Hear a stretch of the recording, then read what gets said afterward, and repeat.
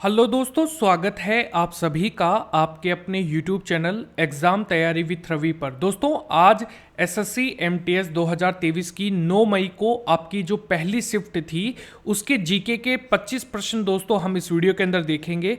अगर आपको दोस्तों ये वीडियो पसंद आता है, इस वीडियो को लाइक ज़रूर कीजिएगा। अगर आप एसएससी एमटीएस को लेकर सभी एग्जाम्स के एनालिसिस देखना चाहते हैं तो आप हमारे चैनल को सब्सक्राइब कर सकते हैं और बेल आइकन को दबाना दोस्तों बिल्कुल भी मत भूलना। अगर दोस्तों आपको हमारे एफर्ट पसंद आते हैं तो आप इस वीडियो को लाइक ज़रूर कीजिएगा। आपको ये वीडियो कैसा लगा दोस्तों कमेंट सेक्शन में ज़रूर बताइएगा। आज आपके पहले यहां पर जो पहली शिफ्ट है दोस्तों, इसके अंदर पहला प्रश्न पूछा गया था, लवलीन बोरगोहेन का संबंध किस खेल से है। दोस्तों, इनका संबंध जो है ये है बॉक्सिंग से। तो एग्जाम के पॉइंट ऑफ व्यू से आगे भी ये पूछा जा सकता है क्योंकि बहुत सारे क्वेश्चन दोस्तों रिपीट हो रहे हैं, तो इस चीज का ध्यान में रखना है आपको। और आपको मुझे ये बताना है कि आपके 25 क्वेश्चनों में से दोस्तों आपका क्या स्कोर रहा है। 24 क्वेश्चन आई थिंक, तो आपका क्या स्कोर है वो भी आप मुझे कमेंट सेक्शन में जरूर बताइएगा। अगला प्रश्न है, लोकसभा का पीठासीन अधिकारी कौन होता है। दोस्तों, ये होता है लोकसभा अध्यक्ष। तो ये काफी इंपॉर्टेंट क्वेश्चन है, आप इसे नोट डाउन कर लीजिएगा, आगे भी पूछा जा सकता है। अगला प्रश्न है, वायुमंडल की सबसे ठंडी परत कौन सी होती है। तो दोस्तों इसका नाम है मध्यमंडल। तो ये जो परत होती है दोस्तों 5 लेयर्स में से ये भी एक लेयर है जो कि सबसे ठंडी लेयर मानी जाती है।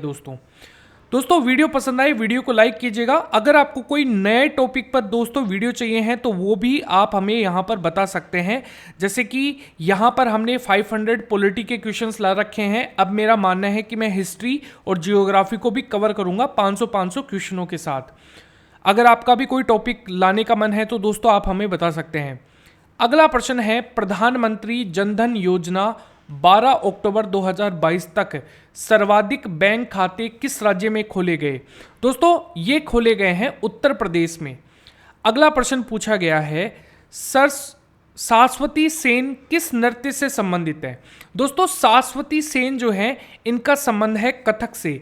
कथक से दोस्तों काफी बार एग्जाम में पूछा जा रहा है यहाँ पर क्वेश्चन। यहाँ पर कथक के अंदर बहुत सारे प्रश्न पूछे गए हैं। आई थिंक मैंने अभी तक आप लोगों की 4-5 दिनों की एग्जाम है दोस्तों जिसके अंदर कभी भी ऐसा नहीं हुआ जिसके अंदर यहाँ पर कथक से रिलेटेड क्वेश्चन नहीं पूछा गया हो। अगला प्रश्न है, हरिवंश राय बच्चन की आत्मकथा कौन सी है। तो दोस्तों इनकी आत्मकथा का नाम है in the afternoon of time. अगला प्रश्न पूछा गया है दोस्तों, कोशिका भित्ति का कार्य क्या होता है। दोस्तों कोशिका की आकृति प्रदान करना और प्रोटोप्लाज्म की रक्षा करना ही कोशिका भित्ति का कार्य होता है। अगला प्रश्न है, तुजुक ए जहांगीरी पुस्तक के लेखक कौन है। तो दोस्तों इसके पुस्तक के लेखक है जहांगीर। अच्छा, इसके अंदर काफी सारी और भी बुक्स हैं जैसे कि अभिज्ञान शाकुंतलम तो महाकवि कालिदास ने लिखी थी। एज यू लाइक इट दोस्तों विलियम शेक्सपियर ने यह बुक लिखी थी। इसके अलावा गीतांजलि जिसके लिए नोबेल पुरस्कार भी दिया गया था भारत का पहला, रविंद्रनाथ टैगोर। आनंद मठ बंकिम चंद्र चटर्जी ने दोस्तों यहां पर यह बुक लिखी थी। कम्युनिस्ट मैनिफेस्टो दोस्तों कार्ल मार्क्स ने यहां पर यह बुक लिखी थी। ये एग्जाम में पूछी जा सकती है, कार्ल मार्क्स। वैसे तो ये 5 ही इंपॉर्टेंट बुक्स हैं, इन 5 को ही याद कर लेना। अगला प्रश्न है दोस्तों, म्यांमार की सीमा किस राज्य से नहीं लगती है। तो दोस्तों ये नहीं लगती है सिक्किम से। देखो भारत और म्यांमार की कुल सीमा 1643 किलोमीटर की सीमा हम साझा करते हैं। एग्जाम में म्यांमार से रिलेटेड ये दूसरी बार प्रश्न पूछा गया है दोस्तों, एक बार पहले भी पूछा जा चुका है। तो म्यांमार के साथ भारत के 4 सीमा यहां पर लगती है, 4 राज्यों की। एक तो है अरुणाचल प्रदेश, नागालैंड, मणिपुर और मिजोरम। तो ये चीज़ आप लोगों को ध्यान में रखनी है चारों की, और कुल कितनी लंबाई है तो वो भी आप लोगों को ध्यान में रखना है। अगला प्रश्न है, आत्मारंग पांडुरंग ने 1867 ईस्वी में बंबई में किस संघ की स्थापना की। तो दोस्तों इन्होंने प्रार्थना समाज की स्थापना की। प्रार्थना समाज जिसकी स्थापना दोस्तों 31 मार्च 1867 में हुई। कहाँ पर? बंबई में, जो वर्तमान में मुंबई स्थित है। अगला यहां पर इसके संस्थापक हैं आत्मारंग पांडुरंग और महादेव गोविंद रानाडे।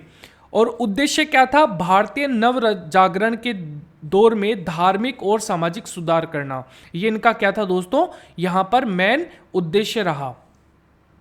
अगला प्रश्न पूछा गया है जनसंख्या से 2011 की जनगणना के अनुसार किस राज्य की दूसरी सबसे ज्यादा जनसंख्या है? तो महाराष्ट्र पहला है, उत्तर प्रदेश दोस्तों, ठीक है, उत्तर प्रदेश पहला है और दूसरा है महाराष्ट्र। अगला प्रश्न है निम्नलिखित में से महाराष्ट्र का कौन सा नृत्य है? तो दोस्तों लावणी जो है महाराष्ट्र का लोक नृत्य आप लोगों को देखने को मिलता है। मैंने एक्स्ट्रा फैक्ट में दोस्तों कल भी महाराष्ट्र के रिगार्डिंग नृत्य बताए थे, जिसमें मैंने लावणी को भी बताया था। अगर कल के किसी वीडियो ने यहाँ पर किसी बच्चे ने वीडियो देखा होगा तो वो आराम से सही करके आया होगा। देखो लोक नृत्य यहाँ पर महाराष्ट्र के और कौन कौन से हैं, तो याद रखना धनगरी गाजा, कोली नृत्य, इसके अलावा लावणी और इसके अलावा यहाँ पर पोपदास नृत्य दोस्तों, और एक है तमाशा। अगला प्रश्न है विश्व के 10 देशों की जनसंख्या सूची में कौन सा देश शामिल नहीं है? तो दोस्तों कनाडा यहां पर शामिल नहीं है। अच्छा, टॉप 10 कंट्रीज कौन कौन से हैं? भारत, चीन, America, Indonesia, Pakistan, Brazil, Bangladesh, Nigeria, रूस और मैक्सिको। ये टॉप 10 कंट्रीज आप लोगों को दोस्तों देखने को मिलेंगे। अगला प्रश्न है दोस्तों Meltwater champions chess tournament 2022 का खिताब किसने जीता? दोस्तों ये मैग्सन कार्लसन ने जीता है, जो कि कहां के खिलाड़ी हैं? नॉर्वे की खिलाड़ी हैं दोस्तों। अगला प्रश्न है जिम कॉर्बेट नेशनल पार्क कहां पर स्थित है? दोस्तों जिम कॉर्बेट आप लोगों को उत्तराखंड में देखने को मिलेगा। उत्तराखंड में टोटल 6 नेशनल पार्क हैं। कौन कौन से हैं दोस्तों? तो याद रखना जिम कॉर्बेट जिसकी स्थापना 1936 में हुई थी, नैनीताल में ये देखने को मिलेगा। गोविंद पशु विहार जो कि राष्ट्रीय उद्यान है, 1955 में इसकी स्थापना हुई थी और उत्तरकाशी डिस्ट्रिक्ट में दोस्तों देखने को मिलेगा। गंगोत्री राष्ट्रीय उद्यान दोस्तों 1989 के अंदर और उत्तरकाशी डिस्ट्रिक्ट में ही ये देखने को मिलेगा। फूलों की घाटी, एग्जाम में ये क्वेश्चन आ सकता है, ये चमोली डिस्ट्रिक्ट में है। चमोली डिस्ट्रिक्ट में ही दोस्तों यहां पर कौन सा है? नंदा देवी राष्ट्रीय उद्यान है। 1882 में ही इन दोनों नेशनल पार्कों की स्थापना हुई थी। अगला प्रश्न है राजाजी राष्ट्रीय उद्यान दोस्तों, ये देहरादून, हरिद्वार और पौड़ी डिस्ट्रिक्ट में दोस्तों देखने को मिलेगा। अगला प्रश्न है स्वर्गीय जगजीत सिंह किससे संबंधित थे? तो दोस्तों ये गजल गायकी से संबंधित थे। अगला प्रश्न है मकर संक्रांति को माघ साझी किस राज्य में कहा जाता है? दोस्तों ये हिमाचल प्रदेश में कहा जाता है। अगला प्रश्न है विश्व स्तर पर सिलिकॉन वैली निम्नलिखित में से किसको कहा जाता है? तो दोस्तों न्यूयॉर्क को कहा जाता है। अगला प्रश्न है आगरा में शीश महल का निर्माण किसने करवाया था? तो दोस्तों शाहजहां ने यहां पर शीश महल का निर्माण करवाया था। अगला प्रश्न है द्वैध शासन प्रणाली का त्याग प्रांतीय विधानसभा उद्गम में सहायता की बात किस एक्ट में कही गई है? तो भारत शासन अधिनियम 1935 में। अगला प्रश्न है दोस्तों ऐसे मिश्रण को अलग करना जो विघटन किए बिना ही उबलते हैं, उनमें कौन सी विधि का इस्तेमाल होता है? दोस्तों ये होती है आसवन विधि। इसका प्रयोग ऐसे मिश्रण को पृथक करने के लिए किया जाता है जो विघटित किए बिना ही उबलते हैं तथा जिनके घटकों के क्वथनांक के मध्य अधिक अंतराल होता है। तो ये एक इंपॉर्टेंट पॉइंट है दोस्तों, ये आपके एग्जाम में इस पॉइंट को लेकर भी क्वेश्चन आ सकता है। अगला प्रश्न है परिवार न्यायालय विधेयक का राज्य विस्तार कहां तक है? दोस्तों ये हिमाचल प्रदेश और नागालैंड आपके ऑप्शन में थे। लोकसभा में परिवार न्यायालय संशोधन विधेयक 2022 पारित किया, जो हिमाचल प्रदेश और नागालैंड में परिवार न्यायालय स्थापित करने के लिए परिवार न्यायालय अधिनियम 1984 में यहां पर संशोधन करना चाहता है। तो ये चीज यहां पर ध्यान में रखना है। अगला प्रश्न पूछा गया है समान नागरिक संहिता की बात किस आर्टिकल से संबंधित है? दोस्तों आर्टिकल 44 से। अगला प्रश्न है आर्द्रता मापने यंत्र, जो मापने का जो यंत्र है, ये निम्नलिखित में से कौन सा है? दोस्तों इसे हम कहते हैं हाइग्रोमीटर। अच्छा, एमीटर किसे कहा जाता है? विद्युत धारा मापक को। इसके अलावा एनीमोमीटर किसको कहा जाता है दोस्तों?